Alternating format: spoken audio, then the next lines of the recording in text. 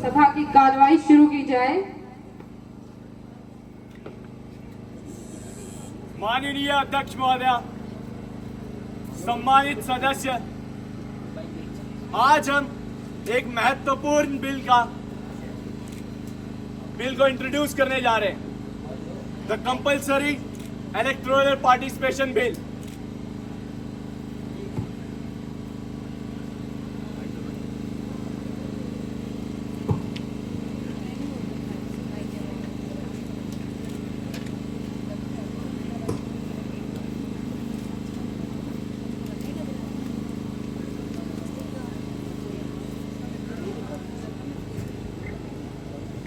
सभागार में उपस्थित सभी को मेरी ओर से नमस्कार। मैं आप सबको इस बिल से अवगत करा दूं। इस बिल का नाम है the compulsory electoral participation bill 2024, which aim is to enhance citizens' engagement in the democratic process by maintaining that all the eligible voters could participate in the election. Overall, this bill seeks to strengthen democracy by promoting civil responsibility and ensuring that every eligible citizen have its voice in the electoral process.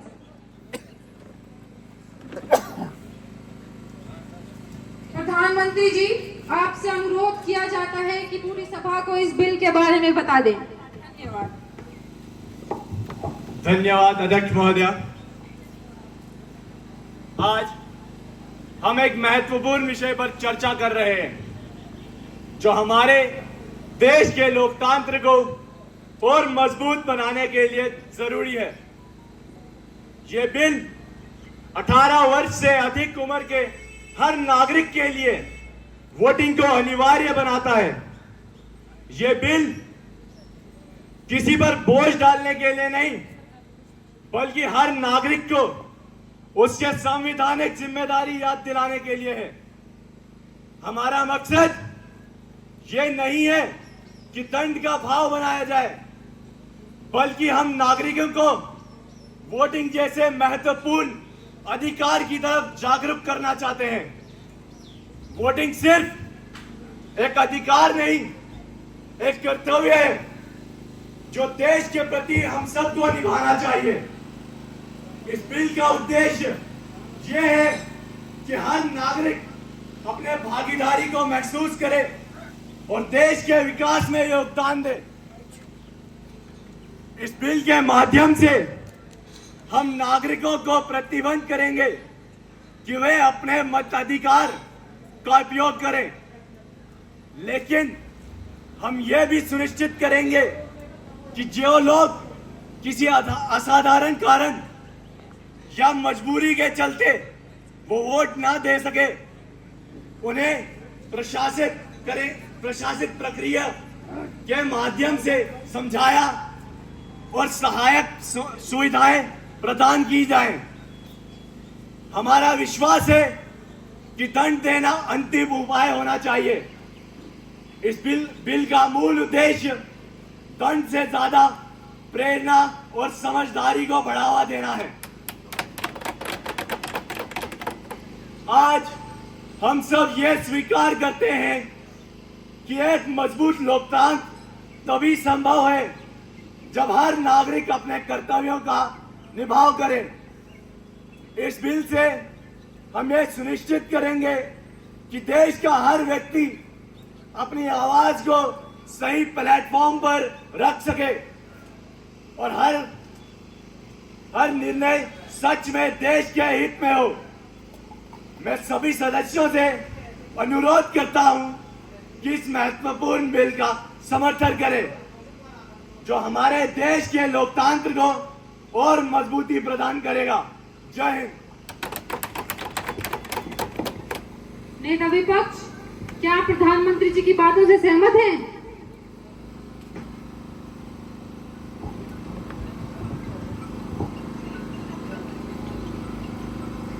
महोदय speaker, सम्मानित सदस्य, सभी को मेरा नमस्कार। हम मानते हैं कि वोटिंग एक मौलिक अधिकार और हमारे लोकतंत्र का एक महत्वपूर्ण पहलू है। हम इस बिल के प्रति आप सहमत है, जो वोटिंग को कंपल्सरी बनाता है। ये बिल लोकतंत्र में इंसान की निजी आजादी को सीमित कर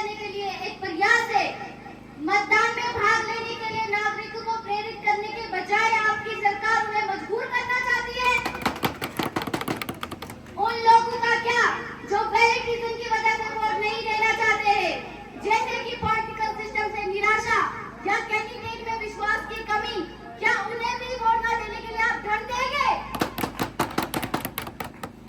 इसके अलावा यह बिल मतदान में कम भागीदारी के मूल कारणों को संबोधित नहीं करता है, जैसे कि मतदाता की उपेक्षा, जागरूकता की कमी और मतदान केंद्रों जो बहुत ही दुर्गम जगहों पर है। इन समस्याओं का हल करने के बजाय आपकी सरकार नागरिकों को वोट देने के लिए मजबूर करना चाहती है, चाहे ताकि लोग और भी निराश हो जाए। उन लोगों के बारे में क्या जो दूर दराज इलाके में रहते हैं या विकलांग लोग, क्या आपकी सरकार ने उनके बारे में कुछ सोचा है? क्या सरकार ने ये सोचा है कि कैसे इस बिल को प्रैक्टिकली इम्प्लीमेंट किया जाता है? क्योंकि बड़ी बड़ी बातें करना तो बहुत ही आसान है। क्या क्या रिसोर्सेज की जरूरत पड़ेगी इस बिल को इम्प्लीमेंट करने के लिए? हम सरकार से इस बिल पर पुनर्विचार करना और इसके बजाय हमारे देश के असली मुद्दों को संबोधित करने के लिए कहते हैं। हम सबको भागीदारी वाला लोकतंत्र चाहिए, ना कि वो लोकतंत्र जो लोगों पे थोपा जाए। हम इस बिल का विरोध करते हैं और हम सदस्यों से इस बिल को रिजेक्ट करने को कहते हैं और वोटर टर्नआउट बढ़ाने के लिए अन्य समाधान खोजने का आग्रह करते हैं। जय हिंद, जय भारत। प्रधानमंत्री जी, नेता प्रतिपक्ष की बातों में तो काफी दम लगता है, क्या आपके पास इसका कोई जवाब है? धन्यवाद माननीय अध्यक्ष महोदया। जैसा कि अभी तक विपक्ष के नेताओं ने बताया कि हमें क्या करना चाहिए क्या नहीं, मैं तो उन्हें ये बताना चाहता हूँ। वो कहते हैं कि दुर्गम स्टेशनों पर पोलिंग स्टेशन है, उन्हें शायद ये पता नहीं कि आज हर 4 किलोमीटर के एरिया में एक पोलिंग बूथ है, जो कि उनकी इंफॉर्मेशन के लिए जरूरी है। उन्हें ये पता ही नहीं आप गाँव में नहीं गए हो। आज भी अगर आप गाँव की सड़कों की हालात देखोगे तो आपको पता चलेगा कि कितनी कठिनाइयाँ होती है। मैं आपको बताना चाहता हूँ, मैं भी गाँव से ही हूँ, मुझे पता है आज वोटिंग कैसे होती है। आप किस काम की बात करते हैं? सरकार आपकी है, इससे आपके गाँव में रोड पहुँच गया है, हमारे गाँव में तो विपक्ष नेता से अनुरोध है, उन्होंने अपना समय ले लिया, इन्हें बोलने का समय दें, उसके बाद हम आपको फिर समय देंगे बोलने का। बताना धन्यवाद। चाहता हूँ कि जो कंपलसरी वोटिंग है, ये कोई किसी पे कोई दंड का भेद नहीं है। मतलब वोटिंग हमारा जो राइट है, मतलब हमें अपना हक निभाना चाहिए। ये नहीं कि पार्टी ने हमारे लिए क्या किया, मतलब हम क्या कर सकते हैं जिससे हमारा भलाई हो। ये नहीं कि पार्टी करे, हमें भी तो कुछ करना चाहिए। हम किस लिए हैं? हम इस देश का भविष्य है। युवा को देश का भविष्य कहा जाता है, क्या आपको ये मालूम नहीं? वो कहते हैं ना, मुझे विपक्ष की बातों से यही लगता है, उन्हें कुछ पता कुछ नहीं है, ऐसे भी कहते हैं। जैसे कि मतलब मुझे कहावत याद आ गई, अब झलक अगरी छलक आपको सिर्फ कहावतें याद आती है, काम तो आप कुछ करते हो नहीं। आपको तो कहावतें भी मुश्किल से आती होंगी, हमें तो कम से कम कहावतें तो आ जाती हैं। और मैंने आपकी सरकार में सिर्फ कहावतें ही लिखी है, कोई काम नहीं किया है। इससे पहले मतलब बहुत लंबे अर्से तक आपकी सरकार थी, आपने तो कोई कहावतें भी नहीं लिखी, तो काम क्या करते हैं? क्या किया आपकी सरकार ने, बताइए मुझे। बहुत सारे स्कूल कॉलेज हमारी सरकार के दौरान ही आए। तो हमारी सरकार के हाथ सदन की मर्यादा ना करें, कृपया शांति बनाए रखें और आराम से अपने प्रश्नों का उत्तर इनसे मांगे।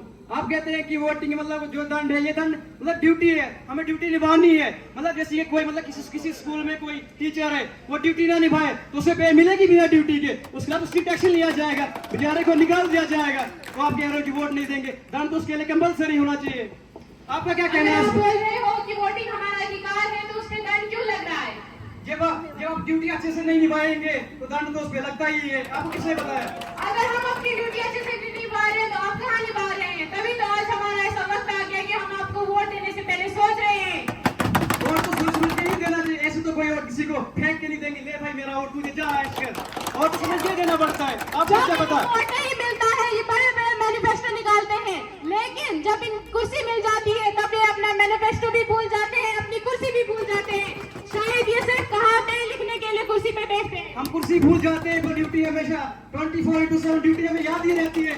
हमें क्या करना है, लोगों ने हमें इस देश के लिए क्यों चुना है, हमें करना है। मतलब ये भी उसी के लिए जो कमियां है, इस कमी को निभाने के लिए भी है, इसी के लिए भी है। जो भी है, इसी को 26 आवर्स की ड्यूटी लगानी पड़ेगी। अब मैं आपसे कहना चाहूंगा, शायद आपकी याददाश्त कमजोर है, आपको पता नहीं कि क्या क्या हो रहा है, क्या क्या हमारी नहीं। याददाश्त सही है, हमारी याददाश्त सही है मंत्रीगण। तो भूल क्यों जा रहा है कि हमने क्या क्या किया और क्या नहीं? क्योंकि हमें दिख नहीं रहा है जो आपने किया है। हमने ये बिल स्टेट्स के हिसाब से ही लाया। पहले वोटिंग परसेंटेज कितनी बिजली कम से आप लोगों से अनुरोध किया जाता है कि कृपया मुद्दे से ना भटकें। ये कंपलसरी इलेक्टोरल पार्टिसिपेशन का बिल है और आप सड़कें और ही कुछ ले आए इस बिल। क्षमा चाहेंगे अध्यक्ष महोदय, विपक्ष ऐसी बातें करने पर मजबूर ही कर देता है, तो यही हमारा अंतिम विकल्प रहता है। नहीं नहीं, मंत्रीगण बोल रहे हैं कि वोटिंग परसेंटेज बढ़ चुकी है। शायद ये मुझे नहीं लगता है कि ये करंट अफेयर से जुड़े हैं। 2019 में 68% वोटिंग हुई है और 2024 में 58%। शायद आपके निराशाही लोगों पर ये करने में मजबूर कर रही है। मुझे लगता है कि आपने इस देश अपनी सरकार के टाइम में देख लिया, जब आपकी सरकार थी वोटिंग गिर रही थी। हमारी सरकार में ऐसा कुछ नहीं हो रहा है। हमारी सरकार तो इसी के लिए, क्या चीज है? अगर आप कह रहे हो कि ये बिल वोटिंग कम हो रही है, उसीलिए तो बिल ला रहे हैं। जब आप बिल रिजेक्ट करोगे तो वोटिंग की परसेंटेज कहाँ से बढ़ेगी? जो बढ़ने आपने नहीं तो दोगे। ऐसा काम किया है कि आपके कामों के जरिए वोटिंग परसेंटेज बढ़े। हम चाहते हैं कि आप इसे समर्थन करें, तभी तो जाके वोटिंग की परसेंटेज बढ़ेगी। समर्थन कैसे करें? हमें आज भी उस गांव के हर एक नागरिक की चिंता है जो आपकी वजह से मुसीबत में है। कौन सा गांव है बताइए मुझे, किस गांव की मुसीबत कर रहे हैं आप? दिखाइए मुझे कौन सा गांव है इस गांव में वोटिंग नहीं हो रही है या ऐसे ही हो रहा है। आज भी गांव में अगर आप जाएंगे, आप सिर्फ दिल्ली में भाषण देना चाहते हैं, गांव में उतरेंगे तो आपको पता चलेगा। मुझे लगता है शायद वो आपका ही गांव ऐसा रह गया है दुनिया के कोने में, क्यों? वोटिंग नहीं हो रही है, क्या हो रहा है? हमारा ही गांव ऐसा है तो फिर हमारे गांव में मुझे- सिर्फ 40% वोटिंग हमारे ही गांव से कम हो रही है। विपक्ष लड़खड़ा रहा है, कुछ जगमगा रहा है, लगता है कुछ दिखाए मुख्तियारों से अब विपक्ष की बारी है सरकार में आने की। सरकार डगमगा रही है। अब हमें वाली कुर्सी हमारी है। सरकार तो आपकी डगमगा 2015 में डगमगा गई थी। सरकार तो हमारी है, काम हम करेंगे। शायद आपने वो कहावत नहीं सुनी होगी, माइट इज राइट, जिसकी लाठी उसकी भैंस। आपने शायद ये कहावत नहीं सुनी होगी, बताइए। आप समझते हैं ऊपर वाले की लाठी में भी बहुत दम होता है और आज पब्लिक की लाठी में भी बहुत दम है। क्या आपको उस कुर्सी से हटाया जाएगा? आप इतना बड़ा भरोसा देंगे तो मैं आपको बताना चाहूंगा, पब्लिक की लाठी जो है वो लाठी हमारे ही साथ है। पब्लिक आप की फिर लाठी मुद्दे से भटक रहे हैं। अगर ऐसा ही चलता रहा तो मुझे लगता है इस बिल को यहीं रद्द कर दिया जाएगा। धन्यवाद।